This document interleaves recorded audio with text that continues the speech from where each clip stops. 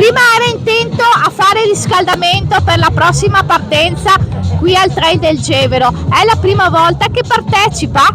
Sì, a questo trail sì, ho partecipato a altri trail, ma questo è il primo. Di solito quante competizioni fa all'anno e come si prepara? Beh, più o meno farò 40 competizioni all'anno, più o meno mi preparo 4 volte alla settimana, sui 10 km, 20.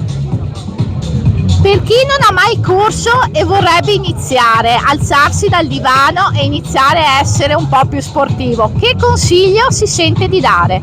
Beh, inizialmente provare a fare una camminata veloce, dopo il primo mesetto cominciare una corsetta 5 km, dopo successivamente aumentare ogni settimana qualche chilometro in più. E allora noi la ringraziamo per il consiglio e le auguriamo un buon Trail del Gevero. Grazie, molto gentile. In bocca al lupo. Bocca al lupo.